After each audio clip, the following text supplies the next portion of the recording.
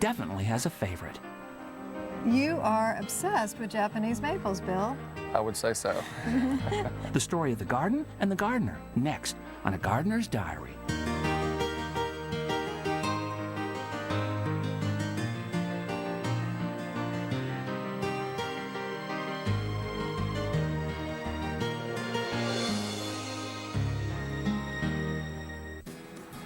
Bill Hudgens lives in Atlanta, Georgia. But as I walked through his garden, it was like stepping into another world. One section looks like it belongs to an Italian villa. When I sat next to a natural stream, it made me feel like I was up in the mountains. And who could miss the Asian influence in Bill's collection of hundreds of Japanese maples spread throughout his 3-acre garden? When I first found this property, I was attracted to it because of the various terrain changes. There's so many different level changes and opportunities to create different gardens and garden rooms. It kind of was like being in the country for me, and that's where I grew up. I used to play on my grandparents' farm, and they had a lake and a creek, and it just sort of reminded me of that. Bill, I don't know where to begin. We're standing in this really formal part of your garden, which is the overall feel of your garden is very natural, almost like the North Georgia mountains, except you've got wonderful Japanese maples that we wouldn't find in North Georgia. And then the topiary, the boxwood. Now, what do you call these structures in the center of the topiary? Obelisk. Obelisk. You've got all the elements for a wonderful formal garden here together. Right, well, I've sort of repeated the shape of the obelisk with the boxwood here. And what I was trying to achieve was to contrast the really soft forms of the hosta with the more rigid geometric forms of the boxwood. Well, you've succeeded. And then to bring in this beautiful urn, that is just stunning. People wait years and years to get something like that. That must be pretty old.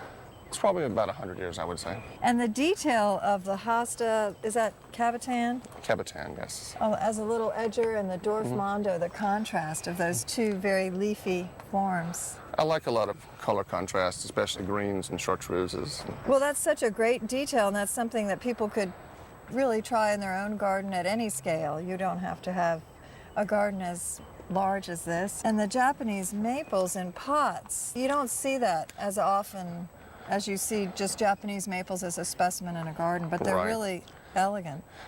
I put these in tall pots just to accent the spiral trunk. And I wanted a little bit of a combination of an Asian feeling along with a more European flavor as well, so just a mix of the two. And then we come up to a big surprise, this topiary critter, whatever it is. I'm not sure what it is. It's got ears and a big face and a big backside. Right. He's still growing. It's going to be maybe a hippopotamus. A hippopotamus, okay. And then you've used the arborvitae there so effectively. That's a great green. And I like the contrast of the foliage of the conifer against the boxwood. And then I love the way you've got, is that the English laurel? That's the English laurel, yes. That makes an effective hedge, doesn't it? It's not terribly problematic. I like plants that are easy. I do too. Well, this is easy and elegant. Even in this elegant European-style garden, Bill finds room for Japanese maples, and no wonder. He's been collecting them for quite a while. Actually, I was a teenager when I got my first Japanese maple, and then I had a collection of maybe 5 or 6, and I kept them in pots.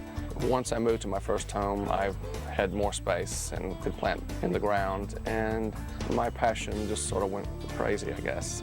I'm sure there'll be a few more additional maples added, but I hope to learn bonsai and actually keep a lot of my newer maples in at least a smaller form where I can keep them potted and enjoy them that way. I have probably more than 250 cultivars. 250? Wow. My challenge with the garden has been to try and create a setting for my collection, but yet have it be somewhat beautiful at the same time. This one right next to me. This is called Aoshimi no Uchi. Aoshimi No Uchi. Ooh, I'm impressed with that one. Aoshimi no Uchi. I can't say it. It's difficult for me. I don't speak much Japanese at all. But this is one of the threadleaf varieties, the long, narrow lobes. Thread leaf is based on the look of the leaf. Yes. This one is a little bit more tufty or Right, tighter. totally the opposite. This one's called Shishigashira, the lion's head maple. Beautiful. And is this an Acer palmatum? It is. Wow, that mountain laurel is pretty spectacular. Did you plant that or was that Actually, here? that was one of the few things that was here. You decided to let it stay. Yes, I love that plant actually, and it's performed beautifully every year. And to me, it's in the perfect setting here because it's high, open shade. When you see them out in full sun, they're not happy. True. It gets dappled light all day. And it's in the same family with rhododendrons and azaleas, so it's a good companion for It likes this the kind of acid group. soil. And the Japanese maples seem to really fit into this natural environment. They really work well in a wooded setting like this. I'm going to have too many favorites, but I like this. It looks as if it gets redder as it matures. It does. Actually, this is reverting somewhat back to the basic palmatum. This Okay. is actually the more desirable part here. But they actually will grow these larger leaves, and then next year, this probably will come out in the desired form. And what cultivar is this? This is red pygmy, Red pygmy, I can say that. one of the few that aren't Japanese names. And this looks like one that may be a little bit more typical of what you'd see available. This one's called burgundy lace. I've had this tree longer than any of the others. I've moved this one around in containers since I've been on my own. And it's finally found its home I in think the it's going to ground. stay there. It won't get dug up anymore. Just amazing, the diversity. Oh, wow. Look at that, is like lace. This one's called filigree. I do remember this one. Perfect, isn't it? For me, this has been one of the more challenging maples to grow. It's quite happy in this spot, though. It's just getting the right amount of sun and shade worked out.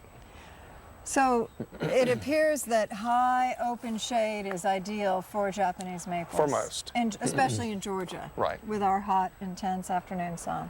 Ooh, and this one, does it get more red with fall color or does it turn colors? This one stays red all season, starts out red, and it holds its color pretty well throughout the season, and it's brilliant, fiery red in the autumn. This one's called Shiena. Shiena. It appears to have more of a cloud-like, clumpy. Some of them are more layered, and these are tightly. Very tightly packed, very slow growing. So this would be good for a container. It's an excellent container plant. I think they're great container plants because they're so beautiful, whether you're looking at them from the side or from above or looking up under them like this. Oh, wow. And this looks variegated. This one is called Akashigatatsu Sawa. Say that again. I like to hear that. Akashigatatsu Sawa. That's beautiful. When we return, Bill shows us a touch of the sunny tropics in a shady spot. And later, a bird's eye view gives a whole new slant on the garden. Stay with us.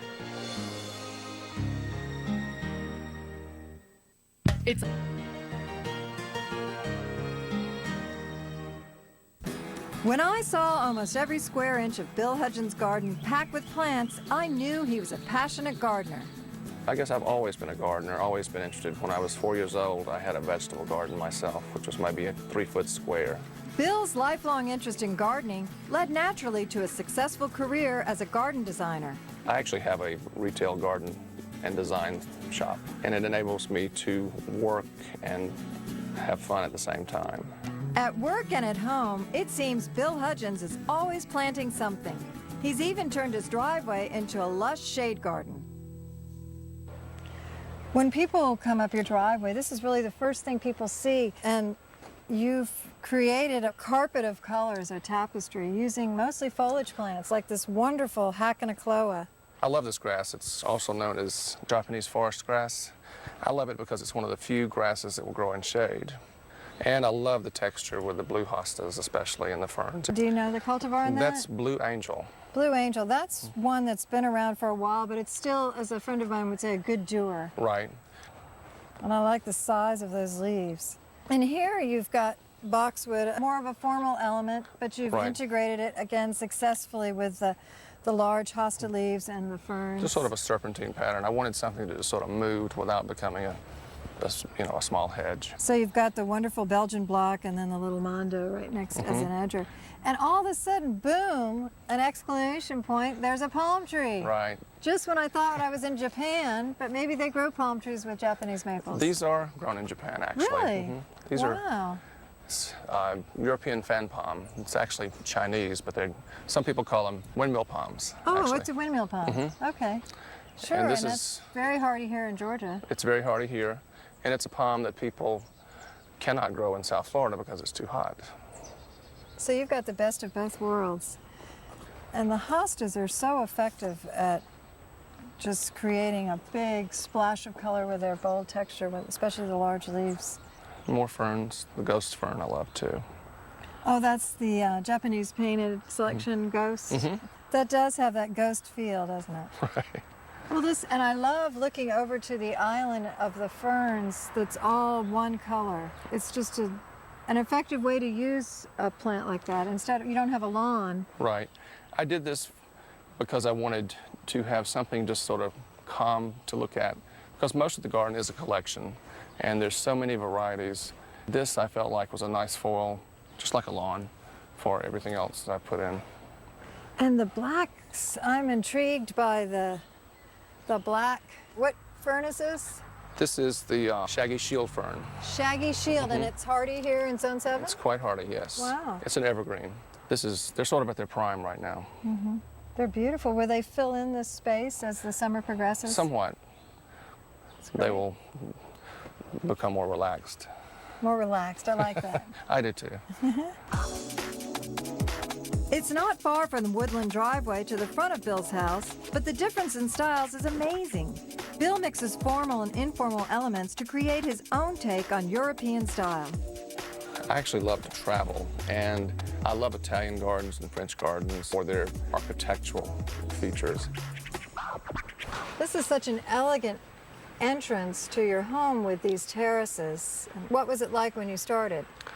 When I bought the property, there was a little bit of a lawn here that was not terribly level, and some stepping stones. I wanted more planting space, number one, but I also wanted a way to kind of contain and frame the front of the house. Frame, that's a good word. Your plants in this particular era are very architectural, and the pots and even the combinations in pots on the columns add an architectural feel. I've always loved Italy, and of course I guess it's not terribly Italian. There's a range of cultures here, but it was something that enabled me to have a view looking out as well as an appealing foundation planting. And you use the sphere? The spheres, the sphere, yes. Thank you. Even that looks like a concrete sphere, juxtaposed to the sphere of the boxwood. I like that wonderful play on the architecture and then the organic plant. Sort of a theme in this garden. As we get away from the most formal part of the garden, you've got this wonderful Japanese maple and these ostrich ferns. Right. Wow. How big do those ultimately get? This is about as big as I've ever seen them in Georgia.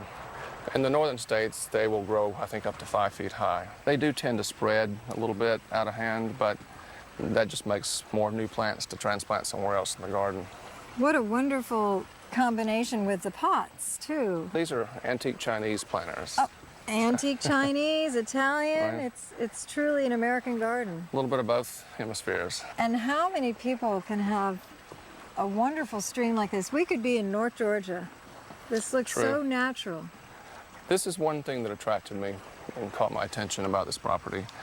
When I got it, there was literally just a natural creek banks, and I added the stone just to contain it, and once again to create more planting areas. It still maintains a very natural feel. Right. Even with the stone. Right. And I can see that I'm getting the sense of what a true plant addict you are, because every sentence starts with, I had to have more planting space. Right. You don't need a helicopter to get an aerial view of Bill's garden. Just follow the yellow brick steps. Stay with us.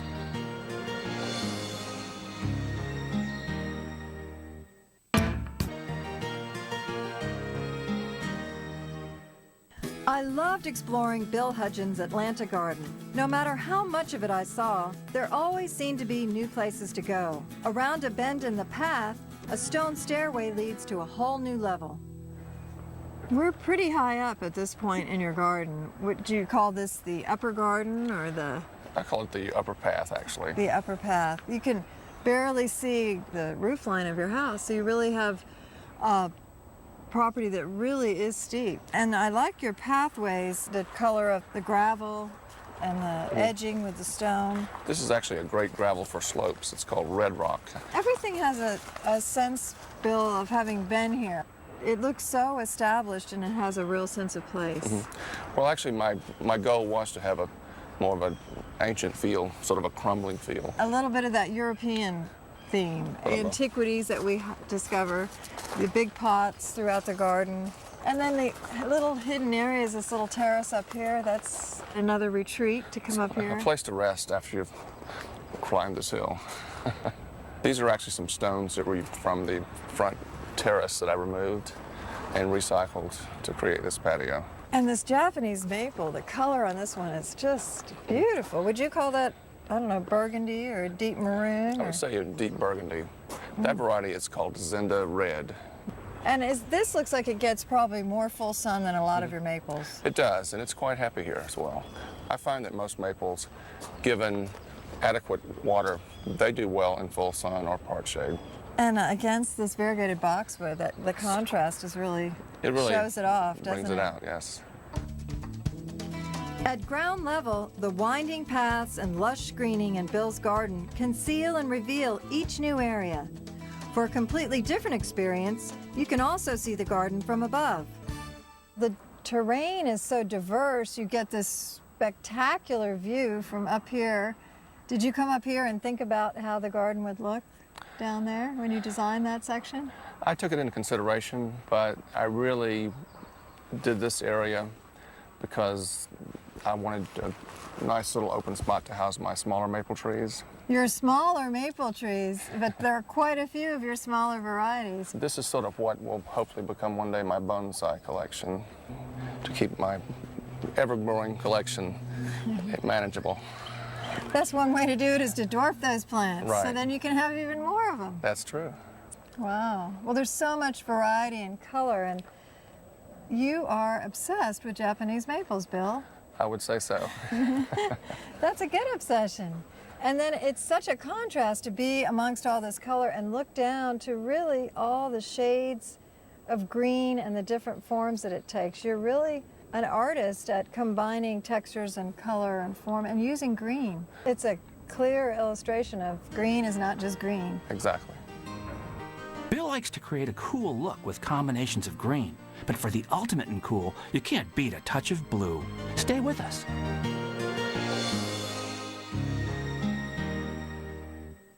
Take it.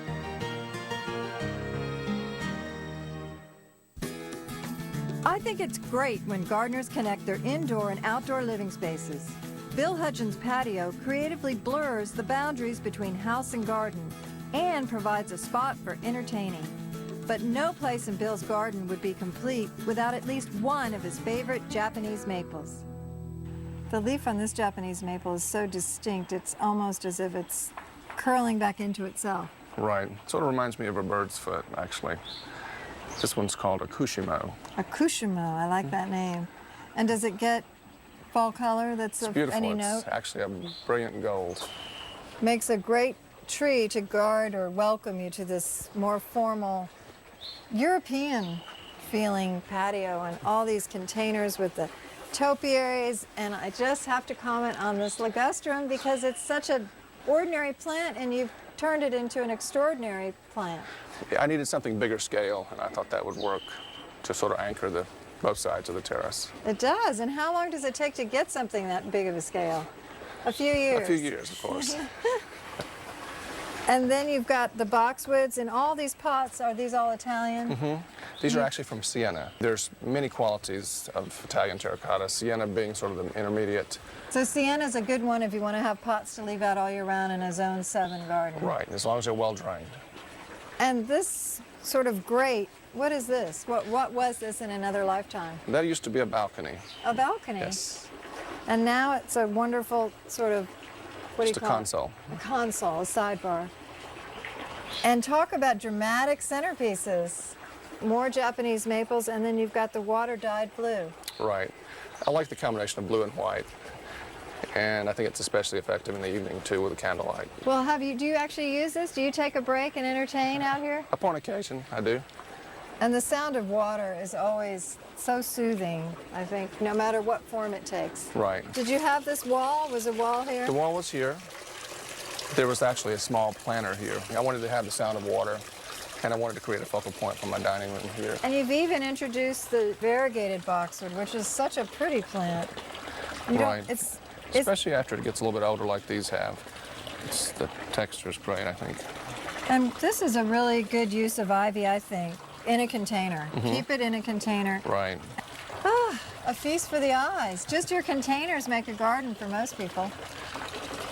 And I like the creeping fig along the wall, and that's sort of a protected spot, so it looks like it does pretty well. It's been pretty happy there. And the fish, there are fish up there. Right.